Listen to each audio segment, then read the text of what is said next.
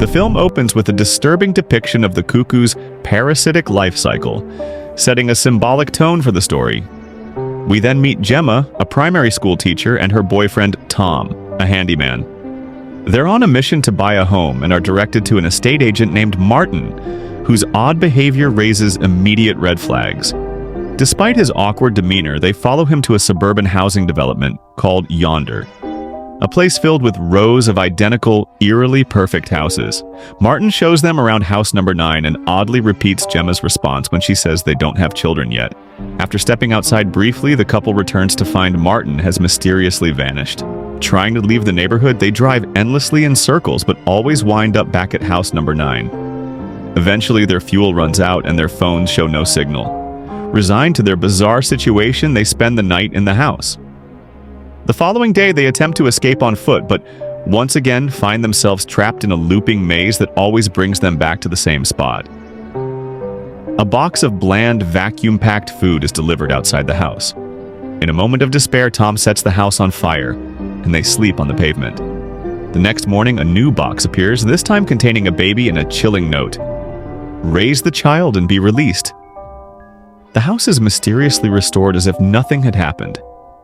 Nearly 100 days pass, and the child, now resembling a 10-year-old, displays unnatural behavior and appearance. Much like Martin, he mimics Gemma and Tom's speech and mannerisms. He shrieks violently when hungry, stopping only once fed. With no signs of help, Tom and Gemma sit in the garden with a pickaxe, hoping to catch whoever is delivering the boxes, but no one ever comes. Tom becomes obsessed with digging a hole in the backyard, convinced it may be a way out. Meanwhile, the child watches them during intimate moments and spends his time in front of a TV screen filled with abstract, swirling visuals. Tom begins to suspect that the boy is the key to their imprisonment. He locks the child in their car, hoping starvation might force an external response. However, Gemma eventually sets him free.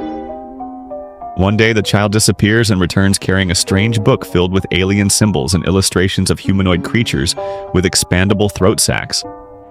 When asked to imitate whoever gave it to him, the child produces strange, inhuman sounds and inflates sacs on his neck, confirming Gemma's fear that the boy is not human, but part of a species that uses humans as surrogate parents.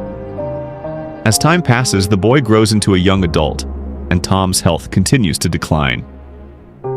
The boy vanishes for long periods, and Gemma tries to follow him, only to find herself back at square one.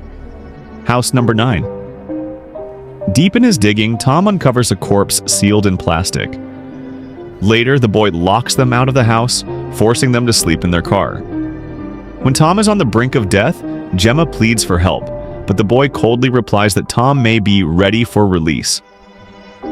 Tom dies in Gemma's arms, and the boy efficiently bags the body and drops it into the pit. That night, locked out again, Gemma attacks the boy with the pickaxe, wounding him. The boy escapes beneath the pavement, revealing a maze-like underground. Gemma follows and ends up passing through various rooms, each with different families, some with other versions of the boy, one ending in a man's suicide. She crashes back into number 9, injured and fading. The boy is calmly tidying up.